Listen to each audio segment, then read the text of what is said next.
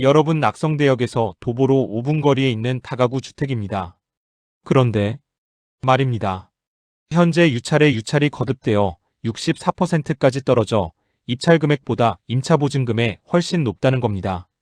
한마디로 돈이면 돈, 위치면 위치 모두 잡을 수 있는 물건입니다. 다만 이런 물건일수록 무턱대고 싸 보인다는 이유로 들어가면 오히려 위험해질 수 있습니다.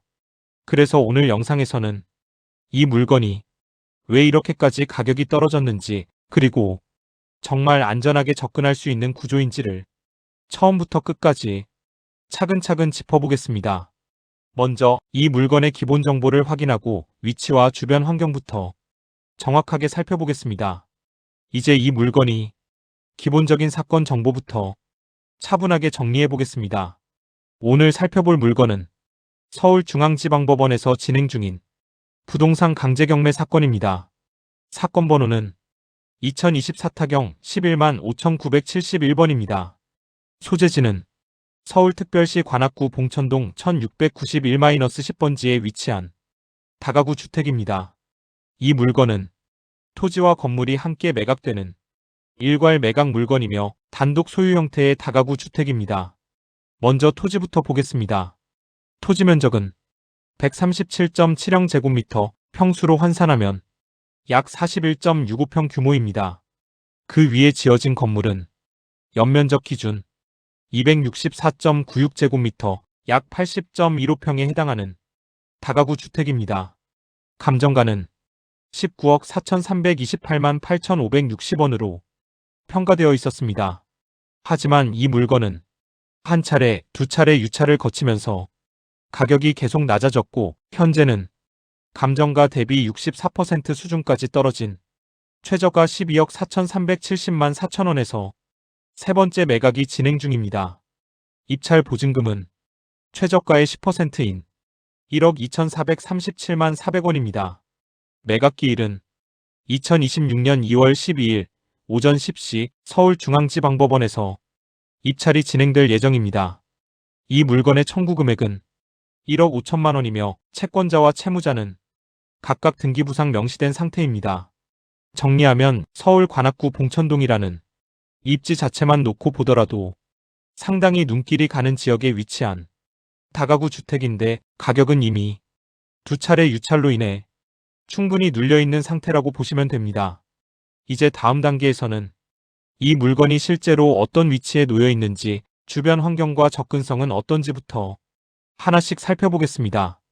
이제 이 물건이 어떤 형태의 건물인지, 그리고 주변 환경은 어떤지를 차분하게 살펴보겠습니다. 먼저 건물의 구조부터 보겠습니다. 이 물건은 2015년 12월에 사용 승인이 된 철근 콘크리트 구조로 지어진 다가구 주택으로 신급은 아니지만 깨끗한 건물입니다. 지하 1층과 지상 3층으로 구성된 건물이며 외관은 석재 마감으로 되어 있어 연식 대비 관리 상태가 비교적 깔끔한 편입니다. 건물의 전체 연면적은 약 80평 규모로 다가구 주택으로서는 상당히 안정적인 크기를 가지고 있습니다. 각 층별로 원룸 형태의 3세대들이 배치되어 있으며 옥탑에 한 개 세대로 되어 있어 모두 13세대가 입주할 수 있는 구조로 되어 있습니다. 엘리베이터는 설치되어 있지 않으며 주차장 면적은 5개에 2대 설치할 수 있다고 건축물 대장에 나타나 있지만 실제는 현황과 다를 수 있으니 현장 확인이 반드시 확인이 필요합니다. 실제 현황상으로는 다수의 세대가 오랜 기간 거주해온 흔적이 확인됩니다. 다시 말해 공실을 전제로 한 건물이 아니라 실제 거주 수요가 꾸준히 형성되어 있는 구조라고 보시면 됩니다. 이제 주변 환경을 보겠습니다. 이 물건은 낙성대역 인근 도보로 약 5분 내외 거리에 위치한 봉천동 주거 밀집 지역에 자리 잡고 있습니다. 주변은 다가구 주택과 다세대 주택, 그리고 일부 소형 아파트들이 혼재된 전형적인 주거 지역입니다. 생활 인프라는 이미 충분히 갖춰진 상태입니다. 인근에 편의점, 마트, 음식점 등이 밀집해 있고 대중교통 접근성 또한 좋아 실거주 수요와 임대 수요가 동시에 형성되는 위치입니다. 특히 이 지역은 서울대 인근 생활권과도 맞물려 있어 장기간 거주하는 임차 수요가 꾸준히 유지되는 지역이라는 점이 눈에 띄는 부분입니다.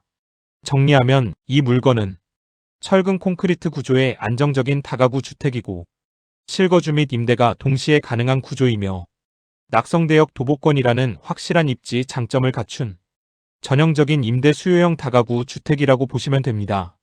이제 다음 단계에서는 이 물건에서 가장 중요한 부분, 권리관계와 임차인 구조를 본격적으로 하나씩 풀어보겠습니다. 이 물건의 권리 분석을 하려면 가장 먼저 말소기준 권리가 무엇인지부터 딱 확인해야 합니다. 자료에 따르면 이 건의 말소기준 권리는 2015년 12월 28일 설정된 근저당권입니다. 권리자는 KFW24036 유동화 전문 유한회사이고 채권 최고액은 4억 2천만 원, 4억 2천만 원으로 표시되어 있습니다. 그 다음으로 등기 흐름을 이어서 보겠습니다. 이후에 잡힌 권리로는 2023년 7월 27일 가압류 채권자 김경종, 채권 금액 1억 1천만 원이 있습니다. 이 가압류는 말소기준 권리 2015.12, 28보다 한참 뒤이기 때문에 낙찰로 소멸합니다. 낙찰자가 인수할 권리가 아닙니다. 그리고 이 사건의 경매를 직접 만든 권리, 즉 강제경매 개시 2024년 8월 14일 채권자 권준영, 청구 금액 1억 5천만 원, 사건 번호 2024타경 11만 5,971가 잡혀 있습니다. 강제경매 개시 결정 등기도 말소기준 권리보다 뒤이므로 낙찰로 소멸합니다. 또 하나 중요한 게 있습니다. 2024년 10월 30일 임의경매 KFW이자 금융유동화 전문 유한회사 사건 2024타경 11만 2,538도 확인됩니다. 이건 또 다른 경매가 걸려있는 형태인데 결론부터 말씀드리면 낙찰자가 인수하는 권리는 아니고 절차상으로는 보통 경매 병합 또는 배당으로 정리되는 구조로 가는 경우가 많습니다. 핵심은 낙찰자가 임의경매 등기를 안고 가느냐가 아니라 배당에서 담보권자가 어떻게 가져가느냐입니다. 정리하면 자료에서 보이는 등기 권리만 놓고 보면 말소기준 권리 2015.12, 28 근저당 4.2억를 기준으로 후순위는 전부 소멸이고 낙찰자가 등기상으로 인수해야 할 담보권과 압류경매 등기는 없습니다. 다만 여기서 한 가지는 반드시 짚고 가야 합니다. 등기부에 안 잡히는 인수위험, 예를 들면 체납관리비, 조세체납, 유치권 주장, 점유관계로 인한 명도 리스크 같은 것은 등기만 보고 없다라고 단정할 수는 없습니다. 이건 현장 점유 체납 구청 세무 확인으로 따로 검증해야 합니다. 하지만 등기상 권리 인수 관점에서는 지금 자료 기준으로는 깔끔합니다. 이제 형님이 말씀하신 대로 다음은 세입자 임차인 쪽 권리와 배당 관계를 쭉 연결해 드리겠습니다. 임차인표를 보면 임차인이 총 14명이고 각 세대별로 전입일자 확정일자 배당 요구일이 적혀 있습니다. 그런데 분명히 조금 전에 제가 설명드린 임대할 수 있는 호실은 모두 13세대로 설명을 드렸는데 법원 조사에서 임차인 현황은 13명이라고 조사되었습니다. 이것은 법원에서 조사된 내용이 조금은 잘못된 것이 아닐까 생각합니다. 결론은 이 건물에 임차할 수 있는 호실에 꽉 찬 임차라는 것입니다. 그런데 가장 중요한 칸이 있습니다. 바로 대항력인데 법원 자료에는 전부 X로 표시되어 있습니다. 이 말은 무엇이냐면 현 시점 자료 기준으로는 대항요건전 입점유 또는 그 판단 근거가 부족하여 낙찰자에게 인수되는 임차인으로 잡히지 않는다는 흐름으로 해석됩니다. 즉 원칙적으로는 낙찰자가 임차보증금을 법적으로 떠안는 구조가 아닙니다. 그럼 이것이 사실인지 확인해 보겠습니다. 임차인 중에 가장 일찍 전입신고된 임차인은 3번 임차인 김호우입니다. 2017년 1월 30일입니다. 하지만 기준 권리보다 늦은 전입으로 대항력이 없습니다. 따라서 이 이후에 임차인 모두 대항력이 없는 것을 확인하였습니다. 그럼에도 배당은 어떻게 되느냐? 배당은 인수 여부와 별개로 배당 요구를 했는지 그리고 어떤 순위의 채권으로 인정되는지가 관건입니다. 이 사건은 말소기준 권리가 2015.12, 28 근저당 채권 최고 4.2억이기 때문에 배당의 큰 줄기는 보통 이렇게 흘러갑니다. 경매 비용을 제하고 법정 우선순위가 있는 조세나 당해세가 있으면 먼저 정리되고 그 다음에 선순위, 그 다음에 말소기준 권리인 근저당권자 KFW가 담보권자로서 우선 배당권을 행사합니다. 그리고 그 뒤로 임차인들이 배당 요구를 했다면 배당 순위에 따라 들어가는데 자료처럼 대항력이 없다면 임차인들은 기본적으로 일반 채권무담보 채권 성격으로 배당 재원 안에서 나눠받는 쪽으로 보게 됩니다. 즉 임차인들이 배당을 받는다고 해도 낙찰자에게 보증금 인수가 붙는 것과는 다른 문제입니다. 그래서 저희는 따로 배당 내역을 표로 만들어 영상에 올려놓았습니다. 저희가 실전에서 일을 해보면 이 배당 내역표는 명도에 매우 유용하게 사용이 되니 꼭 참고해 주시면 업무에 수월할 겁니다. 또 하나, 등기 목록에 2024년 2025년에 걸쳐 임차권 관련 등기 임차권 설정으로 표기된 것들과 여러 건 보이는데 이 역시 말소기준 권리 2015.12, 28 보다 훨씬 뒤이기 때문에 등기 자체는 낙찰로 소멸하는 쪽으로 정리됩니다. 다만 이런 등기가 많다는 건 실무적으로 한 가지를 의미합니다. 이 물건은 권리가 복잡한 게 아니라 세대수가 많아 명도가 일감이 될 가능성이 높다는 뜻입니다. 그래서 다음 단계에서 명도 전략까지 같이 깔아주셔야 영상이 완성됩니다. 지금 단계에서 제가 정확히 해드린 결론은 이겁니다. 이 사건의 말소기준 권리는 2015.12, 28 근저당 채권 최고 4억 2천이고 그 이후 권리인 가압류 2023년 7월 27일 1억 1천 강제경매 2024년 8월 14일 1억 5천 임의경매 2024년 10월 30일은 낙찰로 말소 소멸되며 등기상으로 낙찰자가 인수해야 할 권리는 현재 자료에서는 보이지 않습니다. 임차인은 14명으로 보이지만 자료상 대항력은 전부 X로 정리되어 있어 낙찰자가 임차보증금을 법적으로 인수하는 구조로 잡히지 않으며 임차인 배당은 배당 요구 및 순위에 따라 배당 재원 안에서 정리되는 구조로 접근하는 것이 맞습니다. 여러분, 종종 저희에게 오는 전화 중에 대출과 관련된 문의가 자주 옵니다. 물론 댓글에도 그런 내용이 있고 해서 오늘 딱 맞는 정답을 알려드릴 테니 자신이 어떤 기준에 해당하는지 확인해 보십시오. 이 봉천동 경매 물건을 기준으로 말씀드리겠습니다. 서울 관악구 봉천동 다가구 주택 경매 감정가 19억에서 유찰되어 최저가 12억 4천만 원까지 떨어졌습니다. 지금 이 물건을 최저 입찰 금액으로 낙찰받으면 대출이 얼마나 나올까요? 1주택자라면 2025년 10.15 부동산 대책을 반드시 아셔야 합니다. 이제는 LTV 비율만 봐서는 안 됩니다. 정부가 주택 가격별로 대출 가능 금액의 절대 상한선을 정해버렸기 때문입니다. 첫째, 15억 원 이하 주택은 최대 6억 원까지 가능합니다. 둘째, 15억 초과에서 25억 이하 주택은 최대 4억 원이 한도입니다. 셋째, 25억 원을 초과하는 초고가 주택은 최대 2억 원까지만 대출이 나옵니다. 그럼 봉천동 12억 물건을 시뮬레이션해 볼까요? 서울은 규제지역이라 LTV 40%가 적용됩니다. 12억 4천만 원의 40%인 4억 9,700만 원과 15억 이하 상한선인 6억 원 중 적은 금액인 약 4억 9천만 원이 최종 한도가 됩니다. 하지만 1주택자라면 조건이 더 무섭습니다. 10.15 대책으로 처분 기한이 단축되어 대출 실행 후 딱 6개월 안에 기존 주택을 팔고 이 집으로 전입해야 합니다. 여기에 스트레스 DSR 3.0%까지 적용되면 실제 대출액은 더 줄어들 수 있습니다. 자금 계획 잘못 세우면 낙찰받고도 보증금 날립니다. 2월 12일 입찰 전 저희에게 전화가 오거나 댓글로 문의하시는 분에게 저희는 반드시 거래, 은행과 물건 주변의 신협 여러 곳, 그리고 새마을 금고 등에서 본인의 DSR 한도를 먼저 확인하시라고 말씀드리는 겁니다.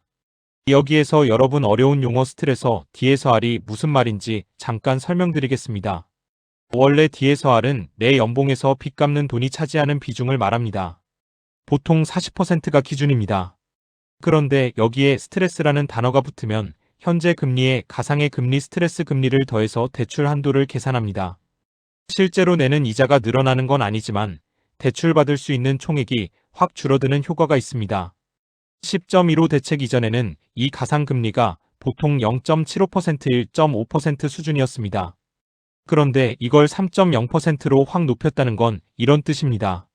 현재 금리가 연 4.0%라고 가정했을 때 대출 심사 시 적용 금리는 4.0% 더하기 3.0% 스트레스로 7.0%가 됩니다.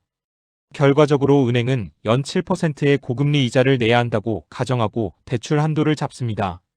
그래서 실제 한도 차이를 예시로 든다면 연봉 8천만 원인 직장인이 서울 주택을 살 때를 가정해 볼까요? 스트레스 금리 없을 때는 약 5억 원 대출 가능했지만 스트레스 금리 3.0% 적용 시에는 약 3억 8천만 원으로 1억 원 2천만 원 정도 한도가 증발해버려 대출이 줄어든다는 겁니다. 여러분, 이제 10.15 대책에 대한 대출과 주택 매입에 대한 내용이 어느 정도 이해되셨는가요? 그리고 또 한 가지 말씀을 드리면 이 다가구 주택을 대출 발생 시 이루어지는 방빼기에 대해서 말씀드리겠습니다. 댓글에도 설명을 드렸지만 다시 한번 말씀드리면 금융사에서 방빼기의 목적은 물건이 만약 경매에 나갈 경우 세입자 중 선순위 세입자에게 먼저 배당이 되기 때문에 선순위 배당을 대출해서 제외시키기 위한 장치로 방빼기를 합니다. 그런데 영상에서는 방 1개, 즉 1가구당 1천만 원 혹은 500만 원을 삭감하고 계산을 하지만 금융사마다 이 금액은 다릅니다. 그리고 어떤 금융사는 방빼기 하지 않는 곳도 있습니다. 그러니까 컨택하는 금융사를 잘 찾아야 한다는 말씀입니다. 그런데 왜 여기에서 방빼기를 하지 않느냐 하면 이미 대출 한도를 40%로 잡았기 때문에 경매에 나간다 해도 충분히 선순위 배당을 해도 무방한 상황이기 때문에 방빼기를 하지 않습니다. 하지만 서울과 10.15 대책에 걸리지 않는 지역에는 방빼기를 해서 대출 실행 계산을 해야 합니다. 이제 충분히 이해가 되었을 것으로 믿습니다. 그래도 이해가 잘 되지 않으셨다면 멤버십에 가입하시고 직접 실전경매연구소에 전화하셔서 문의하시기 바랍니다. 그럼 이제 계속해서 이 물건을 낙찰받았을 때 어떻게 되는지 금융 흐름에 대해서 시나리오를 이어가겠습니다. 먼저 가정부터 하겠습니다. 첫째, 최저 입찰 금액으로 낙찰을 받은 것으로 가정하겠습니다. 둘째, 1주택 보유자가 이 물건을 낙찰받고 일시적 2주택자로 가정하겠습니다. 그럼 먼저 최저 입찰 금액이 12억 4,370만 원에 낙찰받고 대출부터 보겠습니다. 앞에서 말씀드린 10.15 대책 기준에 따라 서울 지역 주택은 LTV 40%까지만 대출이 가능합니다. 따라서 낙찰가 12억 4,370만 원에 40%를 적용하면 은행 대출 금액은 약 4억 9,700만 원입니다. 그럼 나머지는 전부 자기 자본입니다. 낙찰가에서 은행 대출을 제외한 자기 자본 60%는 7억 4,622만 원, 약 7억 4,600만 원이 됩니다. 여기서 끝이 아닙니다. 실제 투자에서는 취득세와 부대 비용이 반드시 추가됩니다. 이 물건은 1주택자가 일시적 2주택으로 취득하는 구조이므로 일반 취득세율 3.4%를 적용하겠습니다. 취득세는 12억 4,370만 원, 3.4%, 4,228만 5,800원, 약 4,230만 원입니다. 여기에 부대 비용도 더합니다. 법무사 비용 100만 원, 기타 비용 50만 원, 총 150만 원을 추가하겠습니다. 이제 실제로 내가 투입해야 하는 자기 자본 총액을 정리해 보겠습니다. 자기 자본 60%, 7억 4,622만 원, 취득세 4,228만 5,800원, 법무사 기타 비용 150만 원. 이 세 가지를 모두 합치면 약 7억 9천만 원이 이 물건에 실제로 들어가는 내 돈의 총액입니다. 그러니까 결론적으로 은행 대출금 약 4억 9,700만 원과 낙찰자 직접 투자금 약 7억 9천만 원. 이 두 금액을 더하면 약 12억 8,700만 원입니다. 이 금액이 이 물건을 내 걸로 만드는 총 투자 금액입니다. 이제부터가 많은 분들이 계산하지 않는 부분입니다. 이자 비용과 기회비용입니다. 먼저 은행 대출 이자부터 보겠습니다. 은행 대출 금액은 4억 9,748만 원이고 연 이자율을 4%로 가정하면 연간 이자 비용은 1,989만 9,200원, 즉 약 2천만 원입니다. 다음은 내 돈에 대한 기회비용입니다.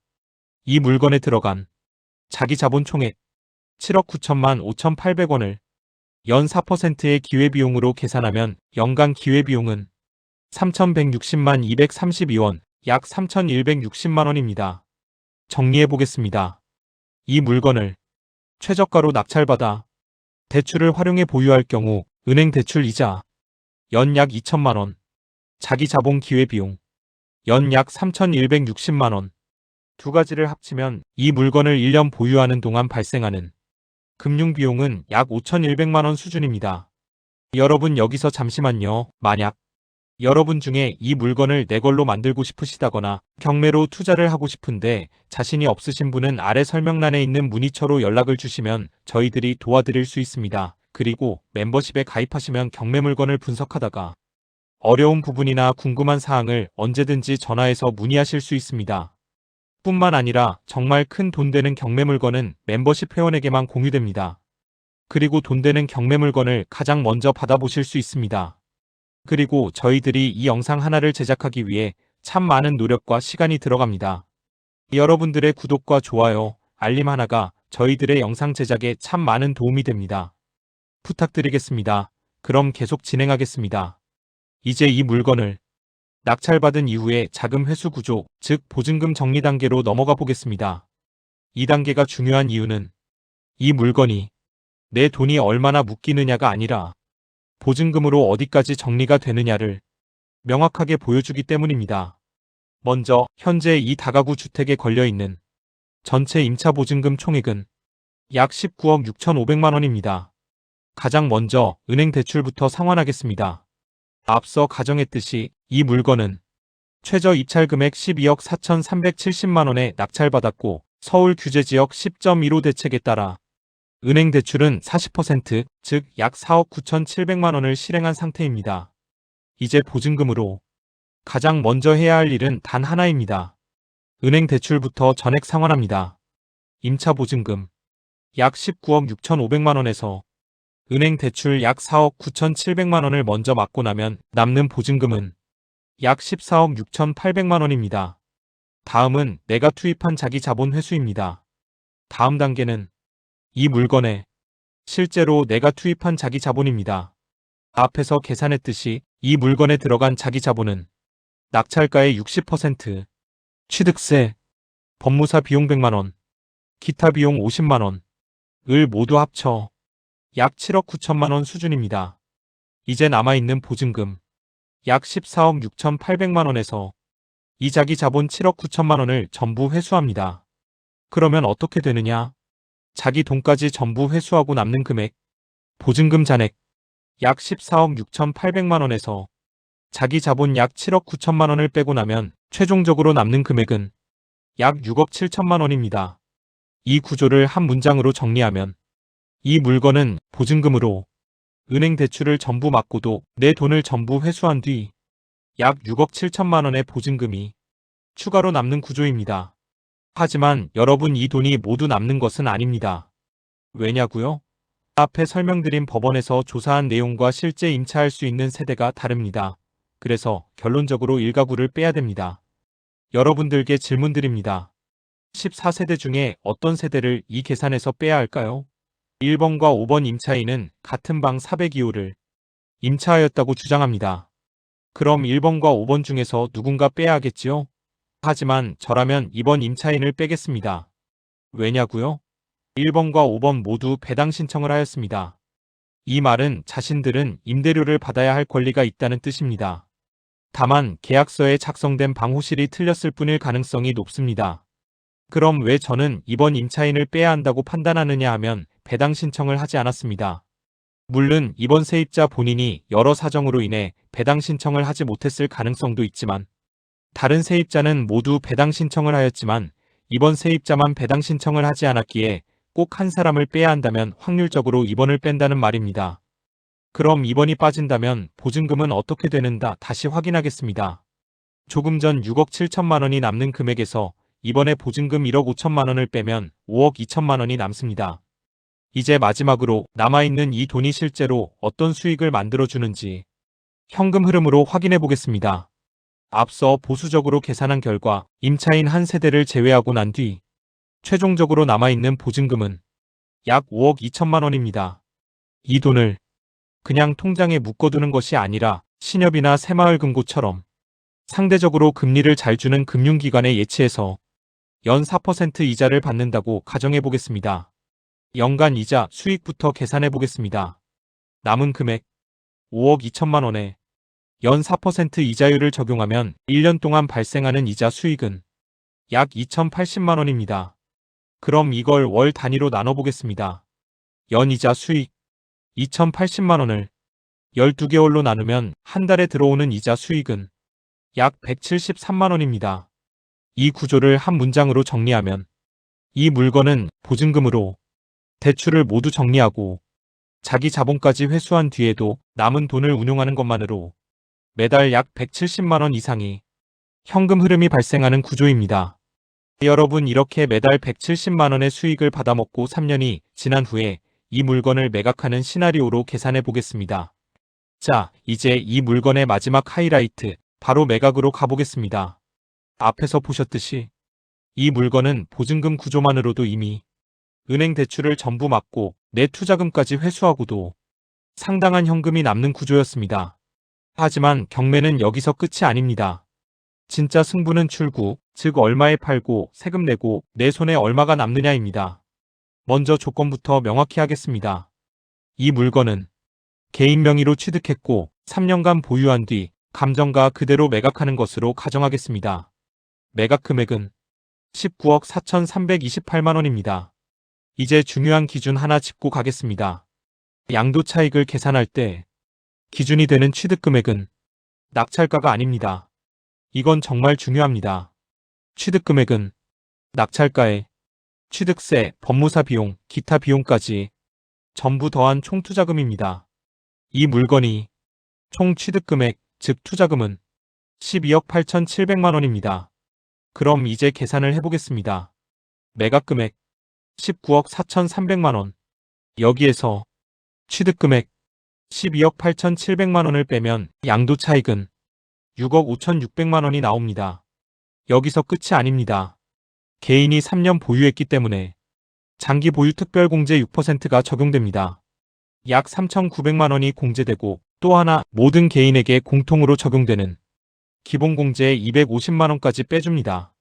이렇게 해서 계산된 최종 과세표준은 약 6억 1,400만 원입니다. 이제 세율을 적용합니다. 과세표준 6억 초과 구간이기 때문에 세율 42%, 누진공제 3,540만 원을 적용합니다.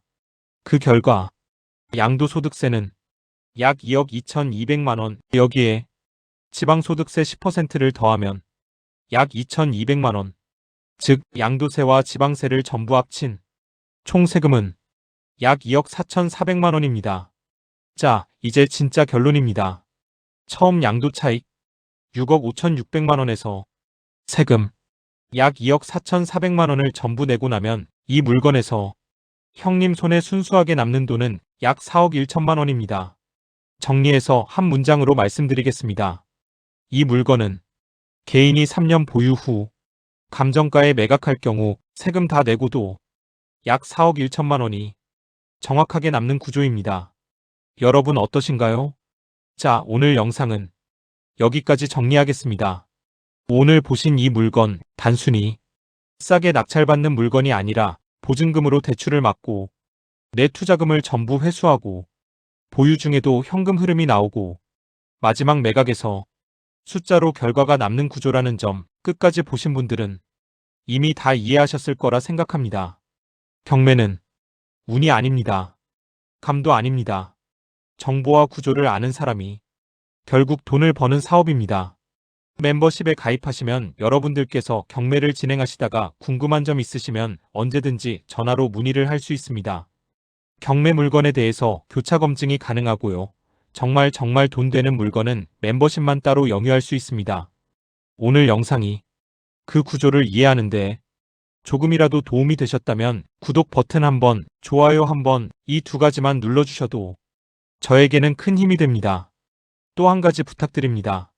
오늘 영상이 경매를 고민하는 지인, 투자를 망설이는 가족 혹은 혼자 판단하기 어려운 분께 도움이 될 것 같다면 영상 한 번만 공유해주세요. 그 한 번의 전달이 누군가에게는 몇 년의 시행착오와 몇십억 원을 날려먹어야 비로소 경매 좀 안다 할 리스크를 줄여줄 수도 있습니다. 앞으로도 이 채널에서는 숫자로 확인되는 경매 끝까지 책임지는 분석 계속 보여드리겠습니다. 지금까지 실전에서 바로 써먹는 경매 분석 실전경매연구소입니다. 다음 영상에서 더 강한 물건으로 다시 뵙겠습니다. 감사합니다.